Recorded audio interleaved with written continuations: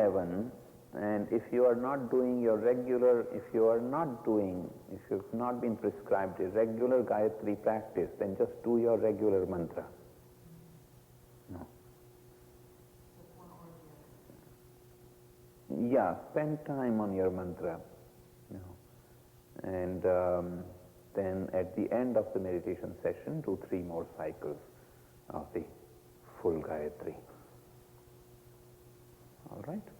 Yes. If what?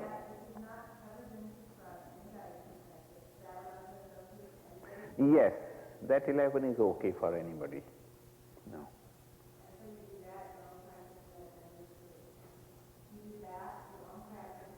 That's right. Yes, Mia. You inhale Om. Who? That's right. Right. Right. Hua. Yeah.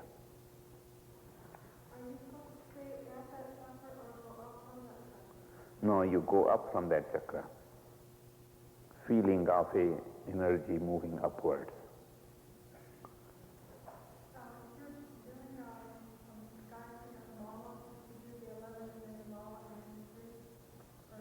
Yeah, that's right. You do the 11, you do the mala, full mala, and the 3. Yes. Okay. Could you talk about the breath with regular Gayatri? Could you talk about the breath with the regular Gayatri? I would say just leave it normal. Just leave it normal. Don't force it. Otherwise, a very long time. It takes a long time, and nobody has that kind of time.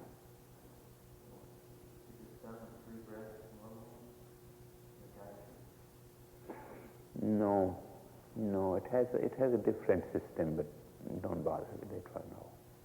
Just do the Gayatri if possible, in the heart center. When the last part, the new part we've been told to do, after you've gone up all the way up and you have the other part of the Gayatri, where is that set? Is that in the heart center? When you have done these 7 chakras, gone up, inhale with Om again, exhale with part of the Gayatri, inhale with part of the Gayatri according to your capacity, exhale again. The final should be an exhalation. Is that just going up then? Up and down, Okay. up and down. Down, Right. up and down. Yes.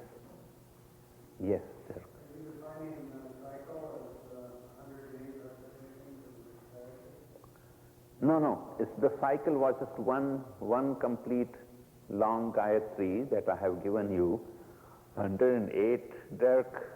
You have to retire now. Come. Do we have space? Do we have space in the ashram for Dirk?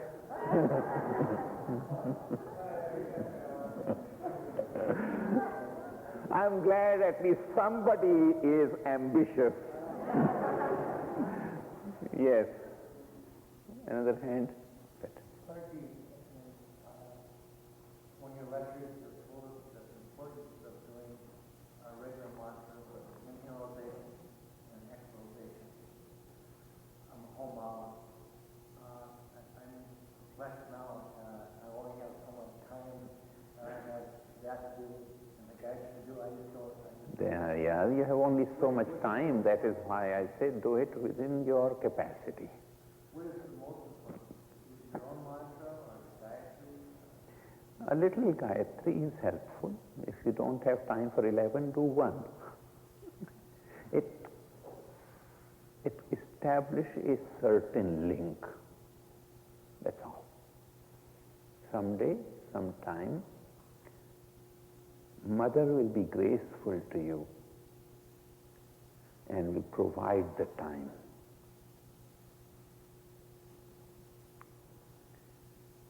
I have given lectures here many times.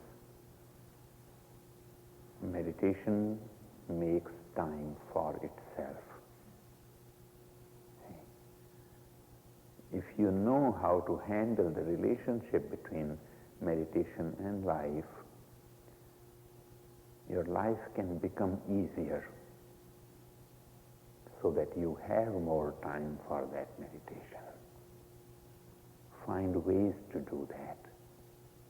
But don't stretch yourself so much that you sit down to meditate and all you can do is snooze. Yes. Somebody else asked me this question this morning, and I didn't know the answer, but what if you want just to concentrate on the heart? Could you just do Om Maha? I mean, what if you No.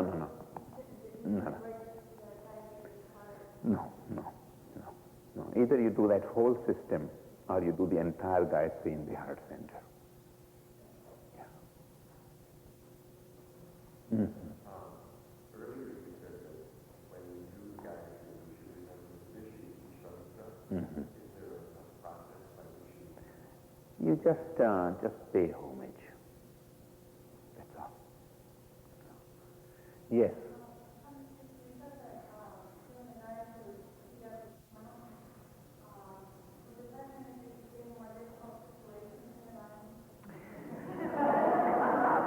Yeah, Linda, it's horrible. Not the intensity with which we are doing. It's a very gentle process. But when you sit down and you do 125,000 in a month, then you will see readjustments. Okay? They are readjustments, nothing else. And at the end of the process, you will see you emerge into a broader sunshine than you started with. It happens with me all the time. And because I know it, so I don't quit in the middle. Just go through the difficulty, handle the difficulty as best as I can, and let it ride. But none of you are being advised to do it so intensively, so it's all right. Okay? And what I'm saying about difficulty is just they are readjustment, they are realignments of forces within you, and thereby realignment of forces around you. It's breaking up something to make something more beautiful. Okay. Tatsavitur varenyam bhargo devasya dhimahi dhiyo yo nah prachodayat. I explained that Savituhu of the sun, the one who creates, the one who impels, the one who inspires. Remember, we did that all of that yesterday. Varenyam, we spoke of beauty that is worthy of choice, the one in whom you take refuge. How do you take refuge? What is the process of taking that refuge? It is the process of surrender. What does the word choosing mean in Varenyam? Surrendering, offering oneself by way of meditation. Why? Because by choosing him, her, it, we conquer the cycles and the waves of birth, death, disease, and sorrow. Okay? Bharga, we went over Bharga in 2-3 different ways, brilliance, splendor, but then we discussed the sound Bha, and we discussed the sound Ra, and we discussed the sound Ga. You should put them all together.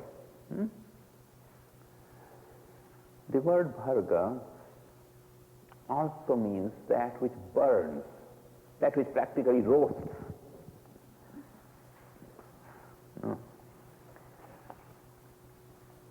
It is in addition to what we have explained about the word. In addition to what we have explained about the word,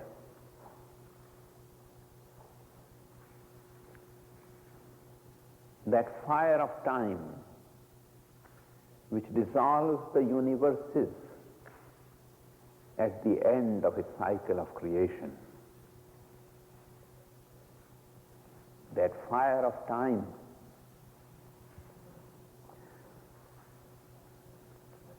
the fire of time, the word for time in Sanskrit is that which is calculated.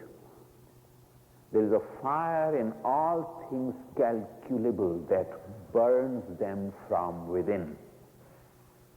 There is a fire in all things calculable, in all things measurable, that burns their energy from within. In physics it is called entropy, but not quite. Doesn't grasp the whole, the ultimate goal of it. That entropy has a goal that has not yet come up in the philosophy of science. Okay? So that fire of time, which burns within all things that are calculable and measurable, and thereby leads them to dissolution. Now, remember this idea. What does the word dissolution mean? Here again, you have to be very careful about the definitions and categories in Indian philosophy. The word dissolution means return to the origin.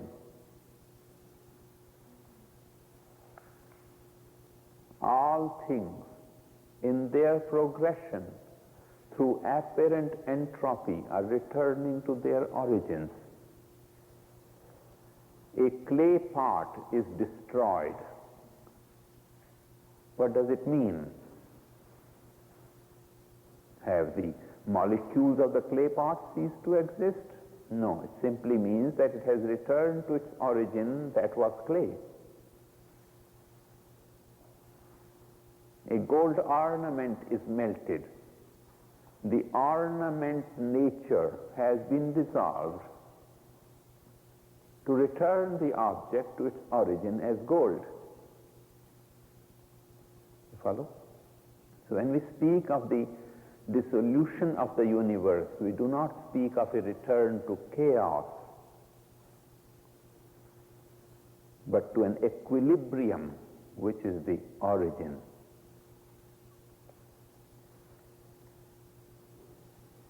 Now I'm going to return to this idea, so please bear this idea in mind. Okay? So there is this element of dissolution in the burning splendor and light in Bharga. You will need to contemplate this word with great care at all the different layers of meaning. Another idea of burning in the word has to do with that which burns avidya, ignorance. What is ignorance?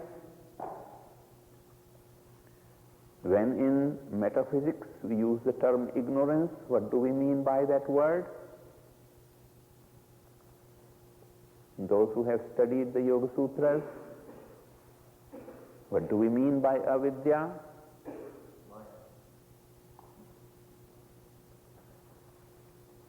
Not knowing our self-nature, the nature of the spiritual self, not knowing the nature of the spiritual self as it truly is, that ignorance.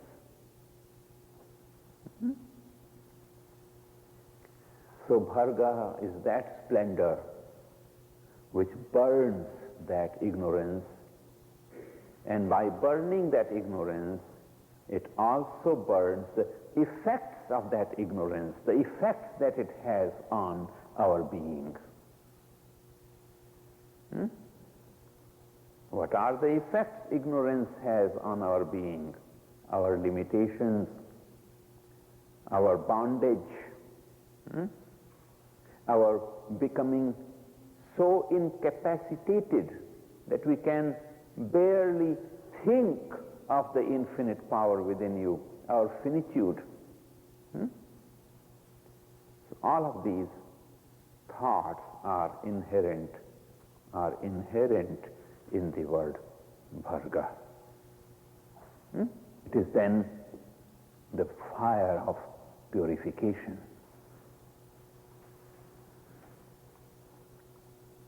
Both the fire of dissolution and the fire of purification.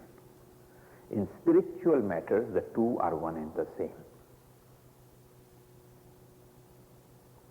In spiritual matters, the fire of dissolution and the fire of purification are one and the same.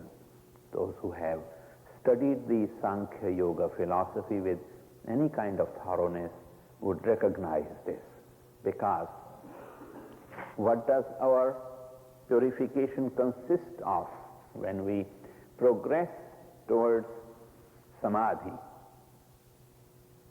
When we progress towards higher and deeper and pure meditation, the grosser, the heavier, the more tangible evolutes in us dissolve into their subtler, finer origins, and that is what purification consists of. The earth, water, fire, air, space dissolve into their subtler counterparts. The subtler counterparts dissolve into ahankara, and so on. All right? So this entire process, being guided by the burning splendor of the divine presence, burning splendor of the solar orb, is bharga. Who is this solar orb? What are the special qualities of this solar orb? We said he is Deva. What did we understand by the word Deva?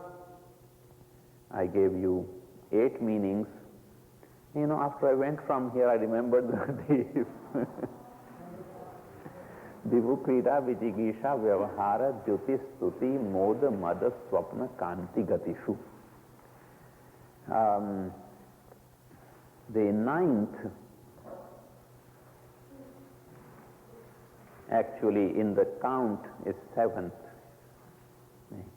I gave you 8 meanings.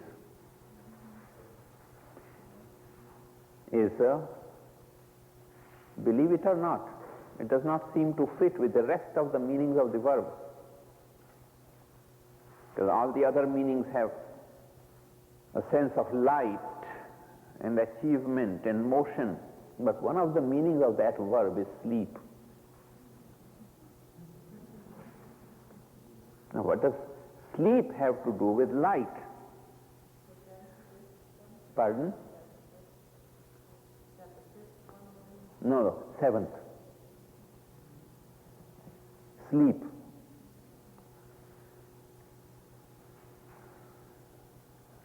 Now, I'll explain this to you more in our lectures on Vedanta.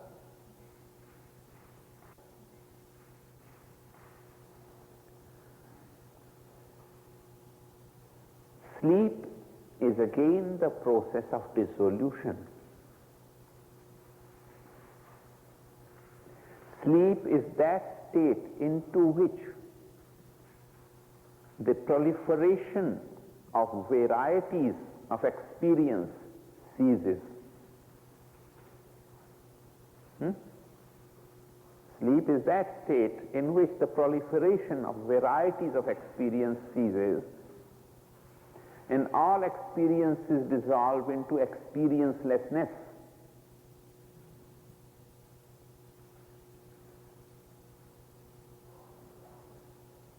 The sleep in a world which represents the divine is not the sleep of unconsciousness. It is the sleep of the dissolution of distracting experiences. The one in whose light There is both the play, the first meaning of the verb was play, and cessation of that play and the dissolution of that play into a substratum of unity. So that pure light may emanate and permeate you. That kind of sleep is the nature of Deva.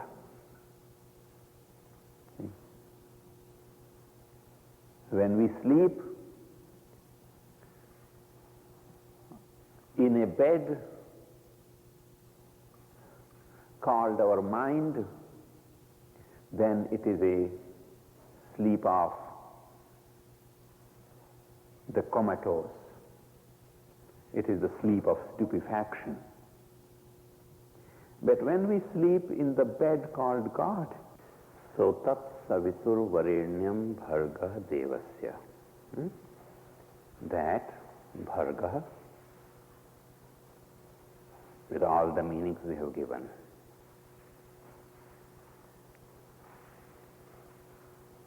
of the Deva, divine, Savitri, the solar orb.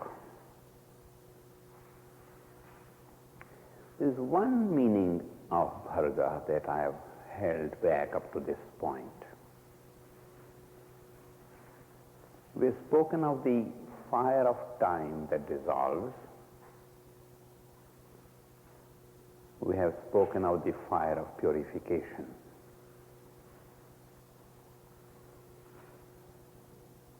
There's one more fire. Fire of purification is of two kinds.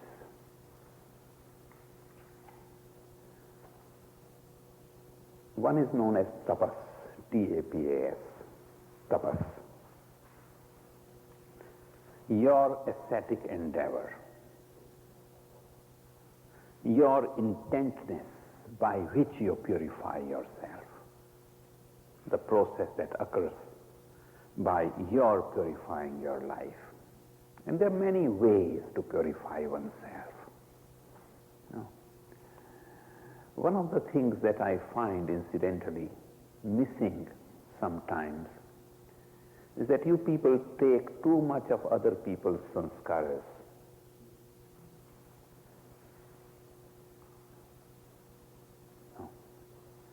You carry other people's thoughts.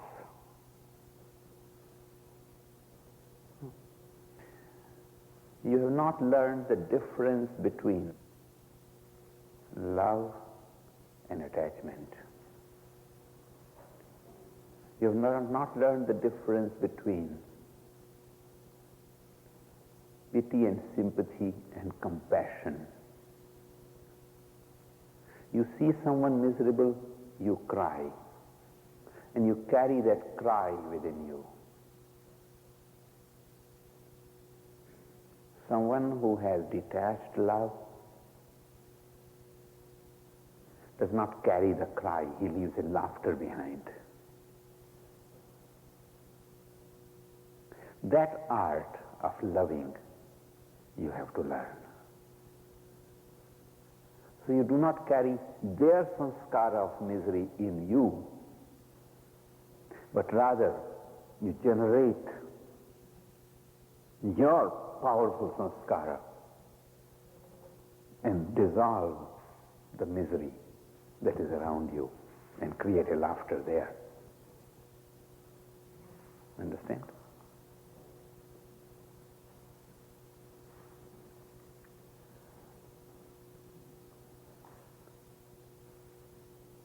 All right.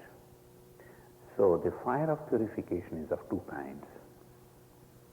One, the tapas, your ascetic endeavor. You sit at a certain time. You eat pure foods. You earn your livelihood by not hurting others.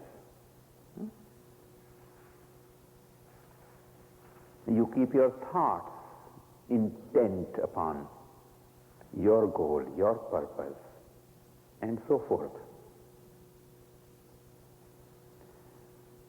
And my master says that when someone walks towards me 1 step, I walk towards him 4 steps. The act of grace, the fire of initiation,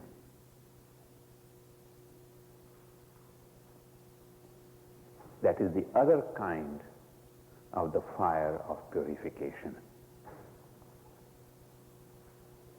Fire of initiation that burns. It comes in many forms, in many ways. Quite often, grace comes in a form in which we cannot handle it and we want to run away from it because we cannot stand the readjustment of our psychological forces and our psychological habits and realignment of our internal systems. No? I have found so many times in my life, in my relationship with my master in the last 17 years, 18 years, it tells me to do something that, God, it's just horrible. I'm not cut out to do it. No, it's not the way I operate. No. What can I do now? You understand? So what do you want? You want your old habits because you love them so much? Or you want to emerge triumphant as a conqueror of the old binding habit patterns? Sometimes I take my own good, sweet time. Everybody thinks I'm such a good disciple, but my master knows the naughty disciple I am, I tell you. No. I take my own sweet time, readjusting, realigning, giving him excuses. All right. Oh. No. And he has great patience for some reason. Great patience with me. I saw you a lot of patience. Yes. You always had that patience. Yes. No. The masters make you do things that are not in your nature, that you think are not in your nature, and make you change that nature. Make you change your psychological ties, bindings, handcuffs. What you think is your nature is your handcuffs. You cannot step out of them and be free of them and do things differently and be larger thereby. No. Now that is a very difficult process, but that is the process of purification.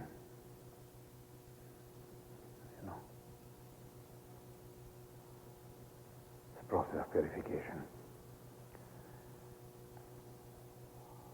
For a teacher, it is not easy to learn that process.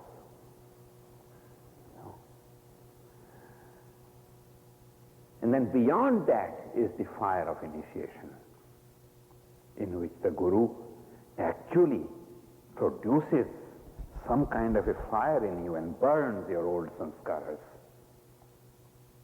And you're free of certain level of karma by grace. All of that is included in the word bharga. It's a very powerful word.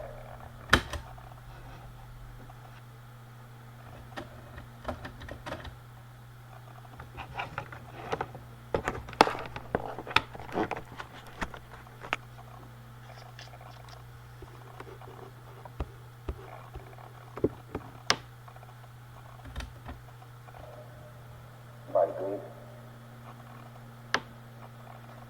all of that is included in the word bharga. It's a very powerful word.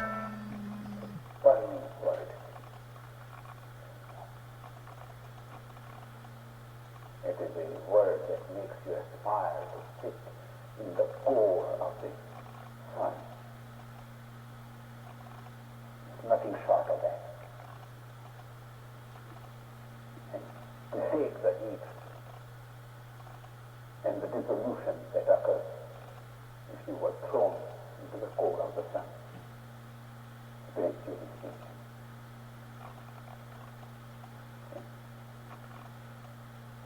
Dhimmahi. Inside the word Dhimmahi. May we contemplate it. May we meditate upon it. May we sustain it in ourselves. May we contemplate it. May we meditate upon it. May we sustain it within ourselves. May we hold it.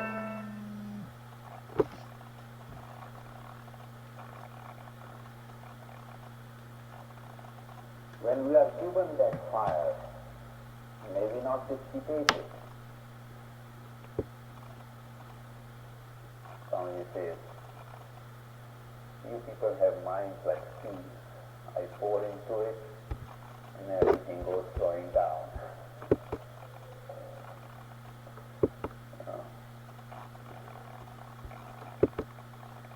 Every time you sit to meditate, if you have been a meditator for some time, and you have been sitting regularly at more or less a fixed time, at that time, in that meditation, some few drops of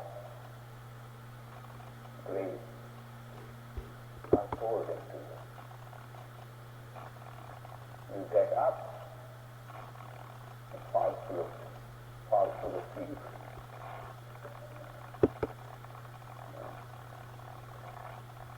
They're full of holes. Dhimmahi, may we sustain it in ourselves, may we hold it, may we contain it, may we maintain it, and again contemplate it, and again meditate upon it, again absorb and assimilate it. May it not go away from us. May it not flow away from us. May it always remain with us wherever we are, in whatever situation we are, whatever we are doing, whatever activities we are participating in, whatever pleasures we are indulging in, through all of those times, through all of the vicissitudes of life, may we sustain it, may we hold it, and again contemplate it, meditate upon it, build it, and let it build up, and we are situated.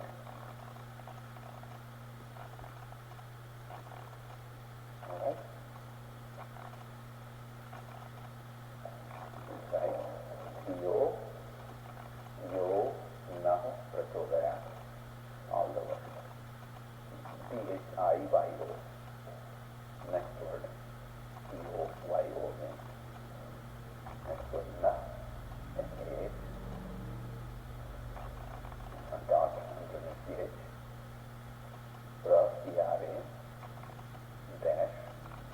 C-H-O. D-A. Y-A. T. Dash on top of the last A. Prachodayat. Dhiyo yo nah prachodayat. The word dhiyo refers to the faculty called buddhi.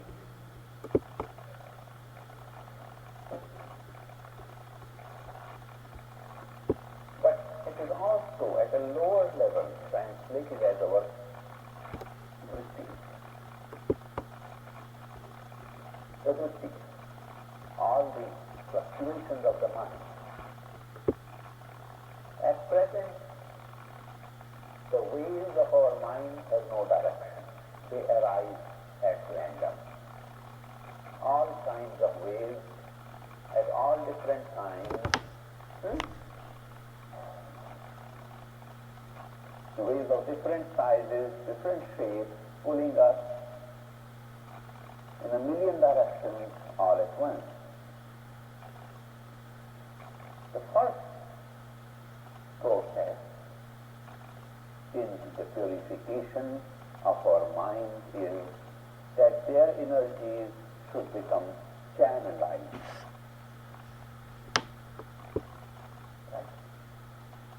So that they are not all so many vrittis arising simultaneously and pulling us into so many different directions and draining us of all our energy and capacity. So, the word prachodayat means may impel, may channelize, may direct. The word yo means who. Who is that? That divine grace. Na means our. Yo means at level 1 receive. Prachodayat may impel, channelize, direct. Who may channelize our receive. Who may channelize our receive. Who may channelize our receive. Who may channelize our receive.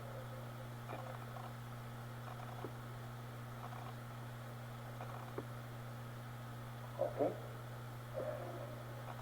Channelize means that the mind should begin to flow in one direction. Instead of being divided into so many waves, it should become a single flow.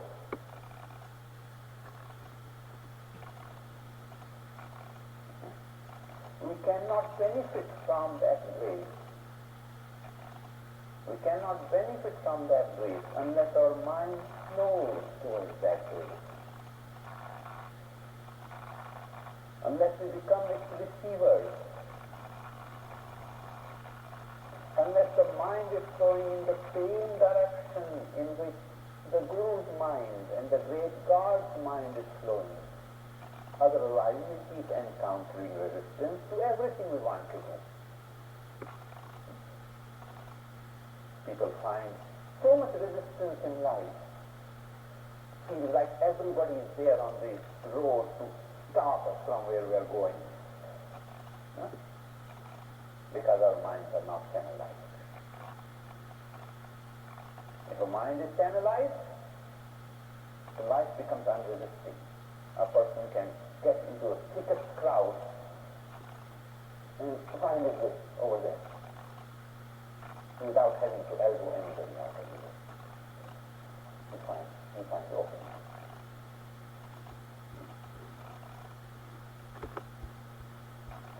And when the mind has thus begun to flow in a single channel, then the second meaning of the word Theo is buddhi, B-U-D-D-H-I.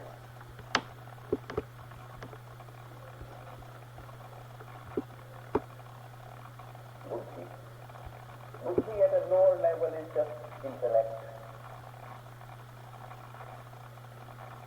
the faculty of intelligence, and we know that all things happen in our life through intelligence.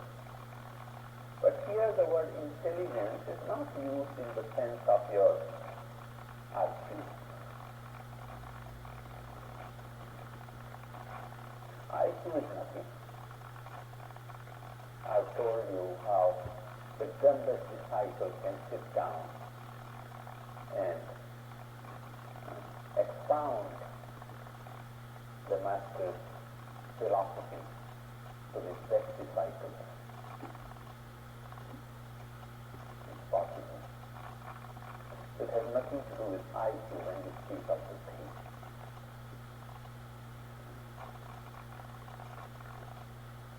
Gayatri, par excellence, is said to be the mantra of improving buddhi. And many have used it for gaining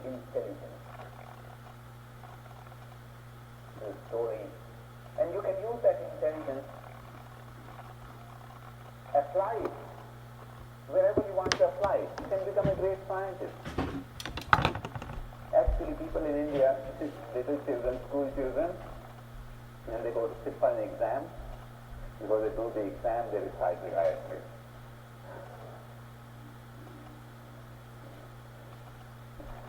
So that the right answers will come into the head.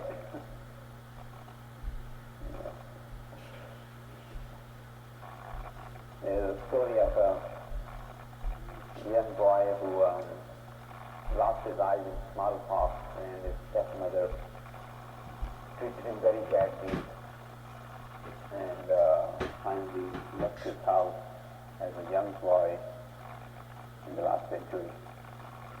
And blind boy wandered around the country and ended up in Rishikesh. And someone said, do Gayatri. So every morning from 4 a.m. he would stand and again with water and do Gayatri. No schooling, nothing. And one day he found that someone used to come and sit nearby and teach Sanskrit grammar. And the teaching of Sanskrit grammar, you have to memorize. First thing you have to do is memorize 4,000 sutras. I memorized 4,000 sutras upon at the age of 5, 6.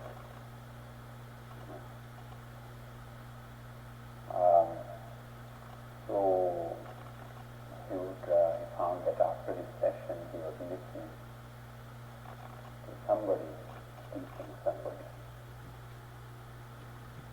And thereby became, just simply by that, became the greatest grammarian of the 19th century, the Guru of Swami Dayananda.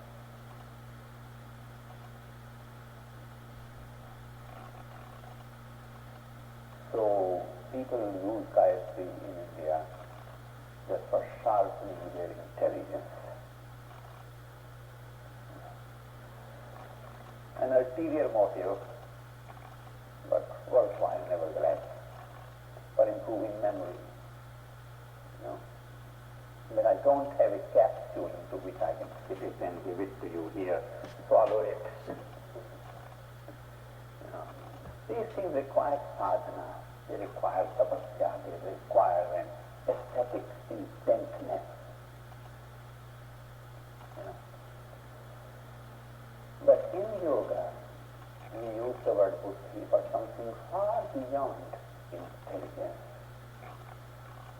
Although whatever we do in life, whatever we succeed through our intelligence. Wherever we fail, we fail through our intelligence.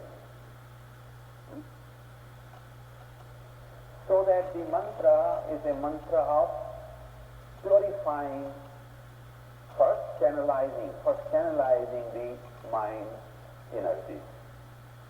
That those distractions are the ones that prevent us from concentrating, from seeing through things.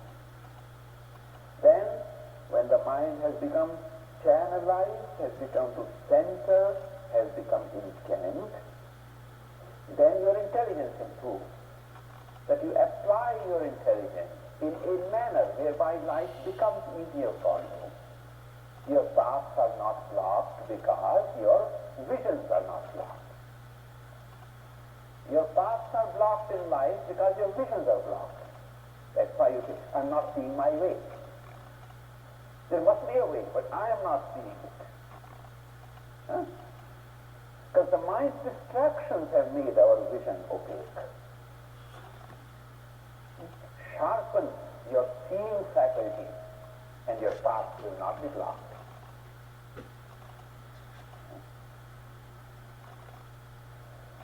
With the purification of sanskaras, the opaqueness goes and radiance and transparency returns. Understand? But in yoga, the word buddhi is used at a much higher scale, much higher level. Of that you read in the Yoga Sutras, don't need to go into the detail of it. But Buddhi is the finest and the subtlest evolute of nature. It is the most softest aspect of the mind.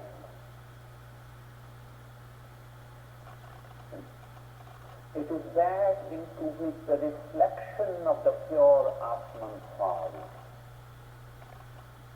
We have spoken about it many times. Buddhi is that deepest part of your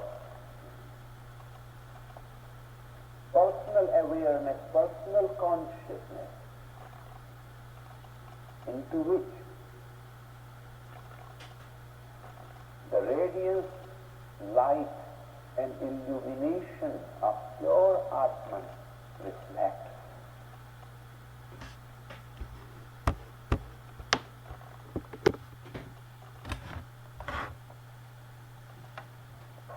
Buddhi is that deepest part of your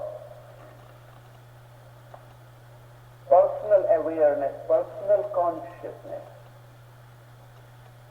into which the radiance, light and illumination of pure Atman reflects. That process of the Atman's light reflecting in the Buddhi generates and maintains the life process.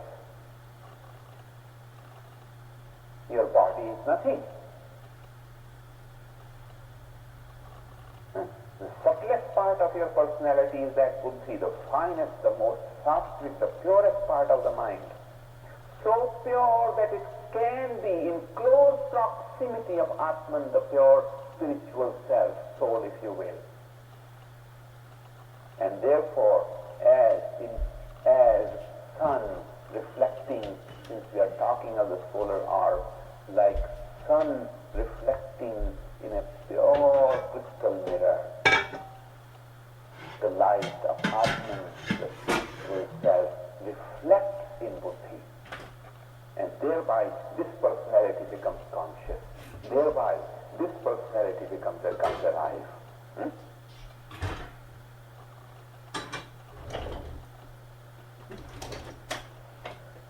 Through our practice of meditation, may we dissolve the grosser effects and evolutes into the subtler ones, and yet subtler ones, and yet subtler ones, till we reach the finest one called the Buddhi, where the light of the Spirit reflects.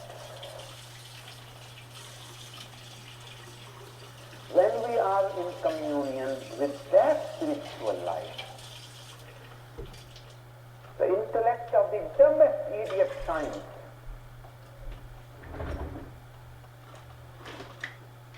The grace becomes visible. Paths come open.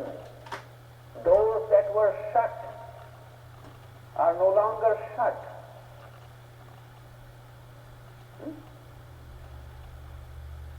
A source has been discovered, a fount of energy that comes flowing through.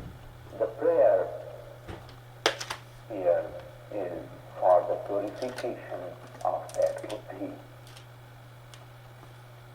That part of our personality, finest part, which is closest to Atman the Self, into which the light of Atman the Self is reflecting, that through which that light filters and makes the body come alive and makes us into conscious persons.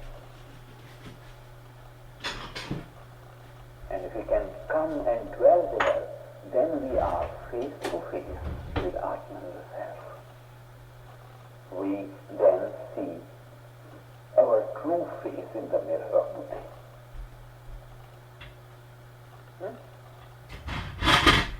But that is not the end, that is not the final process.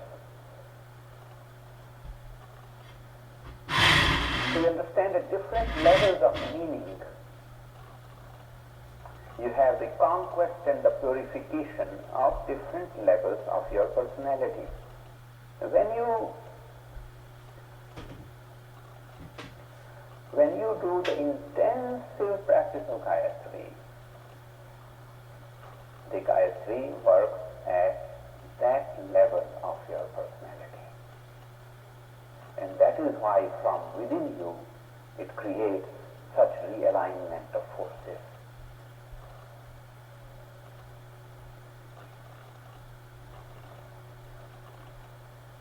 Okay, now we shift the meaning of the entire mantra. I said yesterday that there are two levels of relationship between the devotee and the deity.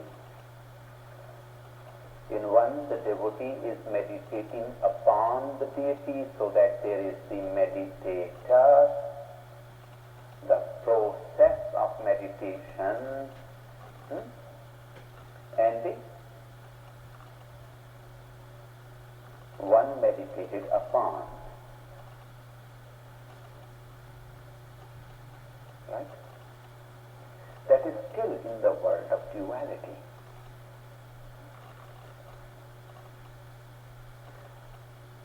When you have reached such purification of buddhi as we have spoken of,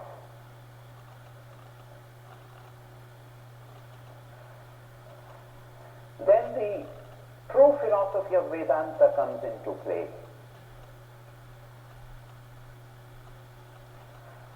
Then it is not that I meditate upon the light of the solar orb, but I meditate that I am the solar orb.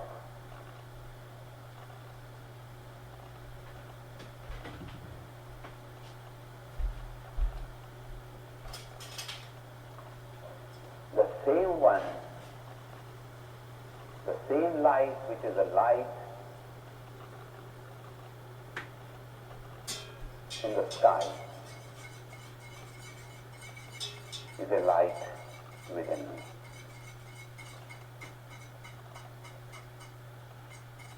Up to now I used to say that light is within me, as though light and I are two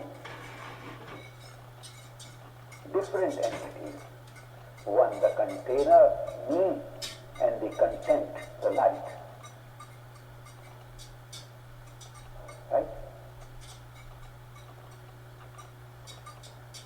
But through the process of meditation, the identification between the two is so established or realized or recognized that then it is inappropriate to state the light is within me or I meditate upon the light or I am the light. There the subject and the object are one. So there now the meaning of the mantra changes. Dhimahi. We meditate that. Not we meditate upon. Understand? We meditate that. Stop. Yes. What would happen if with our imagination we would pretend like we're human? What would happen if we, with our imagination, we just begin to aspire to think that we were the universe? The level of mind at which we operate is so limited. In spite of saying these words, we really have no notion of what the universe is like. Your mind goes so far and imagines going a billion miles, but even billion miles in the universe is an ant's step. A billion miles in the eyes of the infinite God is one step of an ant, that is my mind.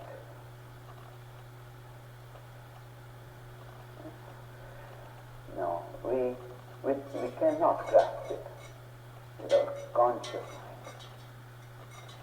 That mind which we ordinarily use for thinking or imagining. It is better to imagine that than to imagine all kind of silly things. That's all right. If you must imagine, then imagine that. But beyond imagination is the direct experience of meditation. Follow? So, in the first set of meanings of the mantra, we said we meditate upon that light. But now when we are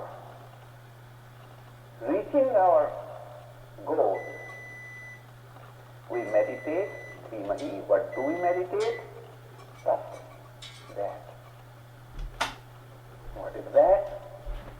Sadiku Vajinyam Bharata. The burning, beautiful, joy-worthy, burning splendor of the solar orb. Tat Swamasi, thou art that. Aham Brahmanasmi, I am that. May the light in my heart so fill my person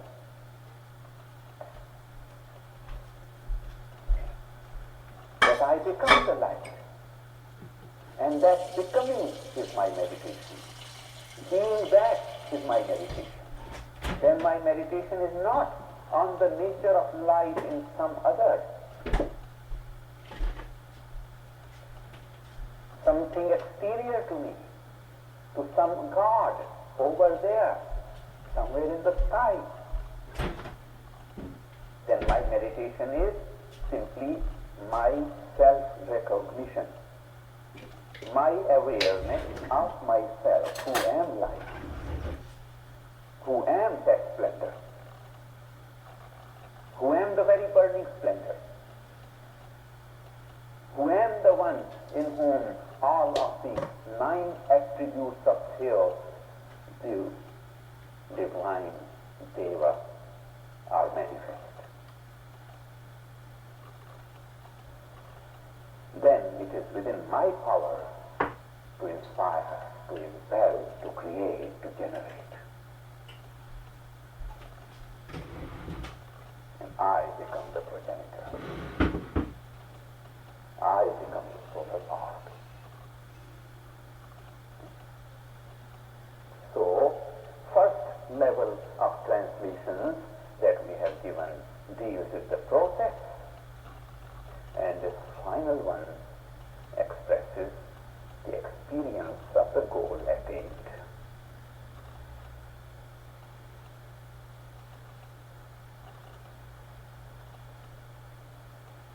Clear?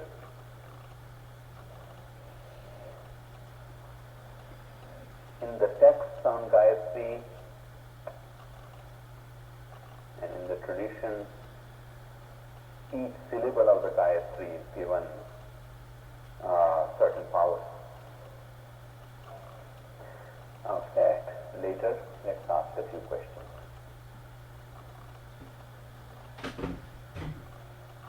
Yes. Say that again? Yes.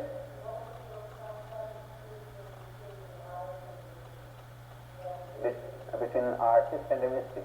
Mm-hmm.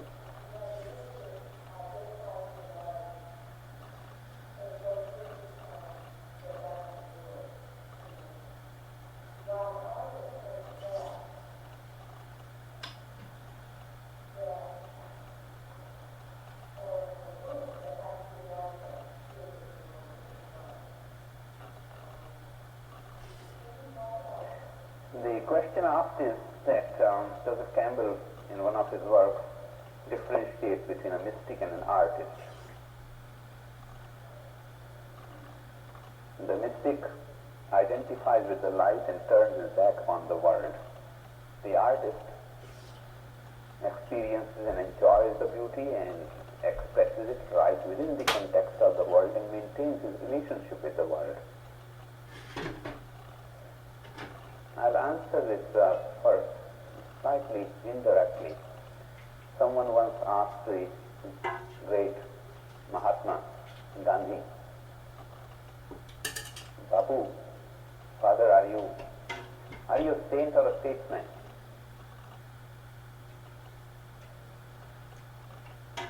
And Babu says, statesman does not include saint, but saint includes statesman.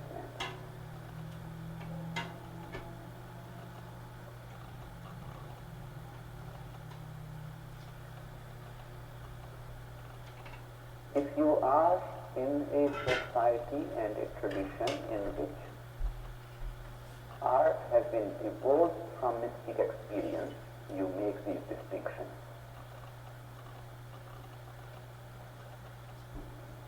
But if you are in a tradition in which all the art forms were created by the mystics, you do not make this distinction. The music of India was produced by the mystics. The Tibetan paintings are produced by the mystics. Huh?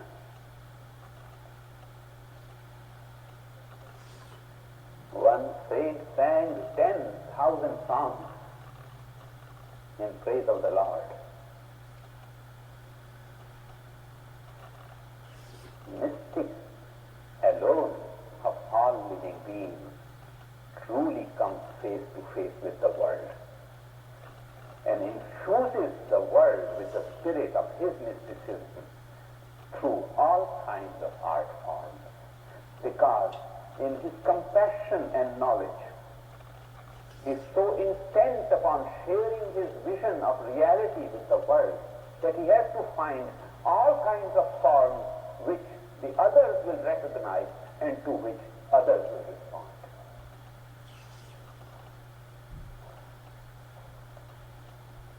If you come to India, all its sculpture, all its architecture, even its mathematics is an expression of mysticism. That is why only in that country you could come up with an abstract concept like zero. The concept of zero.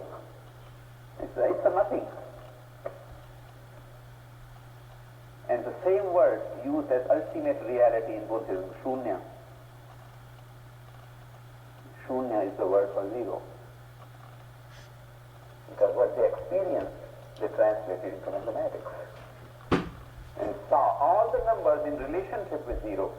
That's why it found the value of those numbers. Without the zero, there is no value in the number. It was direct result of metaphysical experience. Every science in that tradition arose from mysticism.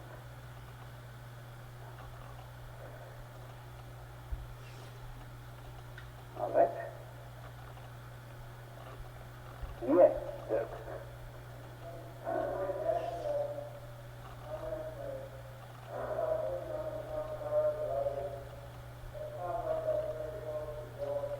Very close to guilt. You see, both guilt and the resentment against guilt feeling have become a religion. I am not so totally against guilt feeling.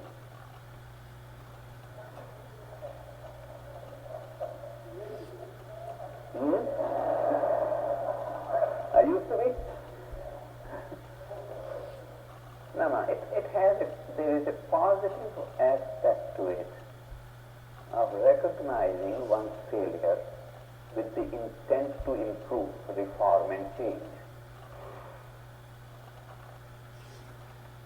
Nowadays, a lot of time, this slogan of guilt feeling has become a block against self-reform, self-improvement.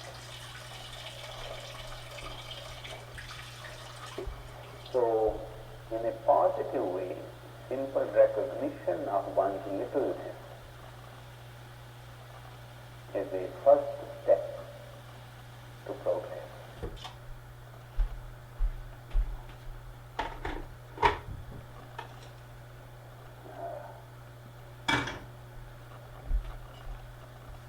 you can take anything and make it into a block.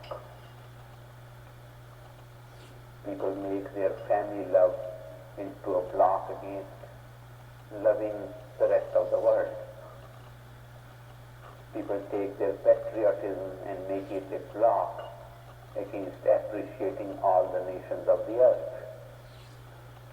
People take their appreciation of the English language and make it a block against the appreciation of other languages.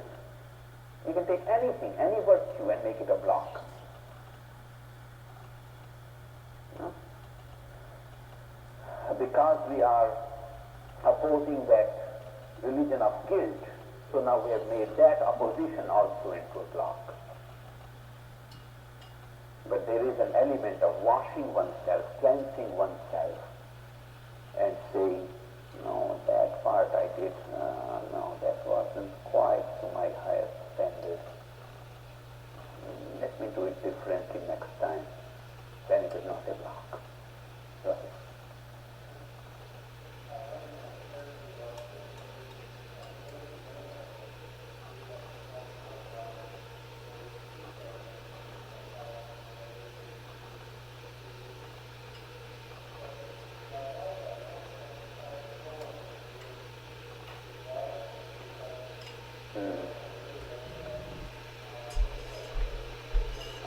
Okay.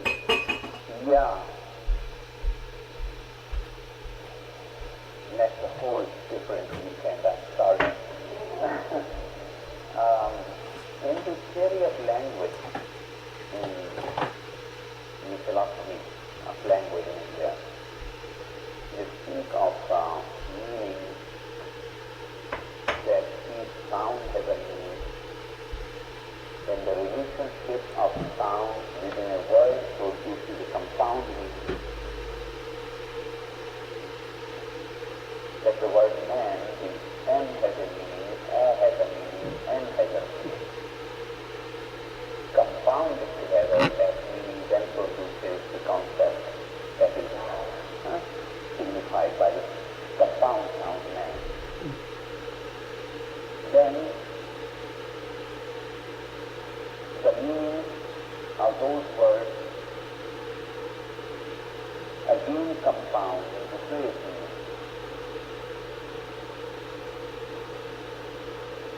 And they produce a different entity of ideas.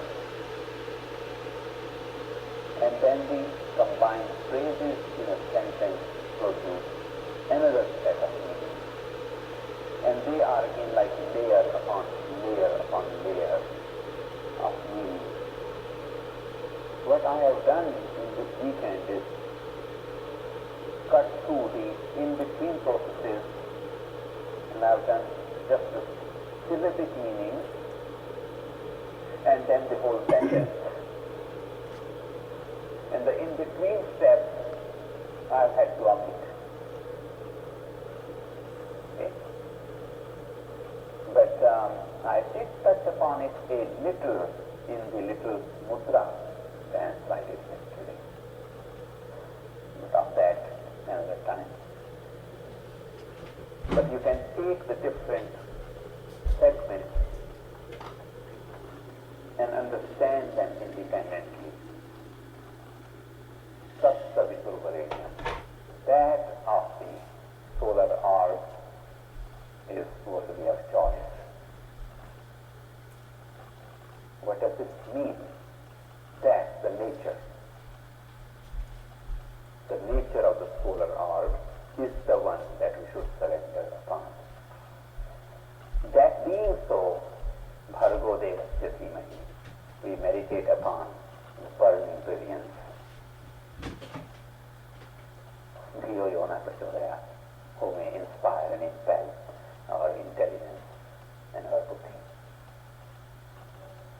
Right? Yes.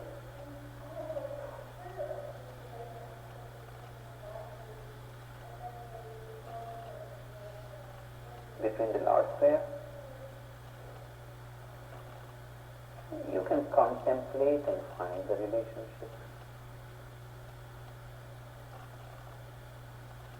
I remember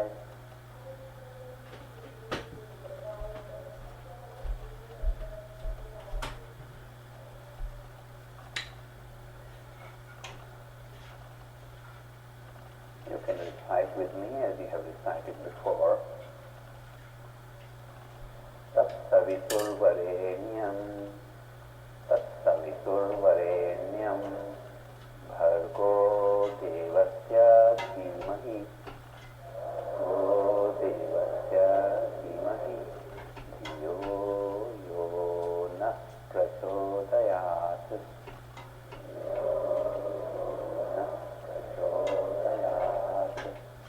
Tatsaviturvarenyam, Bhargo Devasya Dhimahi,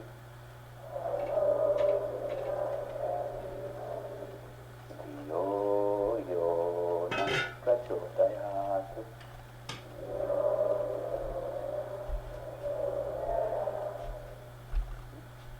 All right? Yes.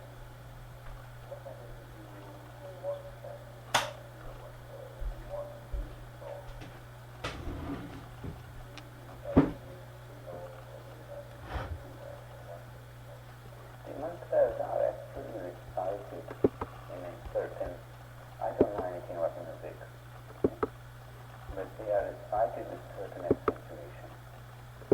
One correction, in pronouncing Devasya, some of you are lengthening the va a little extra, you're making it Devasya. Please listen carefully with me. Devasya. Devasya. Okay? Okay, do it. Thus. Listen to yourself. Listen to me and listen to yourself. Thus. Savitur. Varenyam. Bhargo. Devasya. Dhimahi. Dhiyo. Yo. Nah. Prachodayat.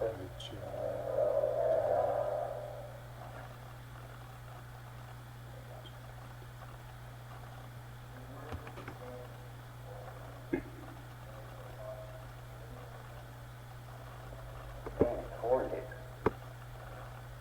Sustain it. Hold it. Maintain it. We meditate and then meditation goes away. Hold it all the time. Hold that vision of yourself all the time. Hold that identity at all times.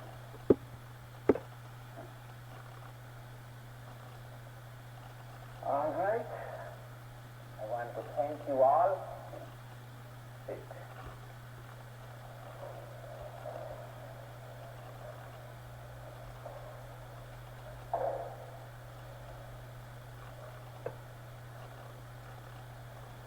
With your head, neck and trunk straight.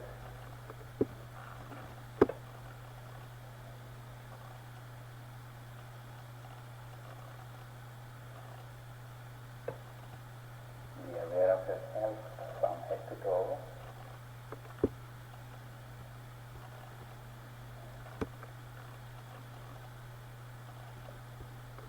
Relax all your limbs, relax your forehead, eyebrows, eyes.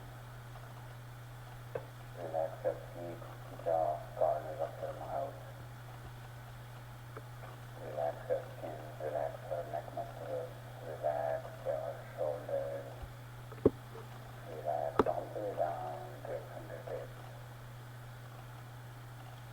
Relax from your fingertips to your shoulders. Relax your chest, relax your heart center. Relax your stomach, navel, and abdomen. Relax your thighs, calves, feet and toes. Relax your leg muscles. Relax your abdomen, stomach, chest, shoulder, jaw, forehead. Bring your awareness to your breathing. Be aware of the gentle rise and fall of your stomach and the navel area.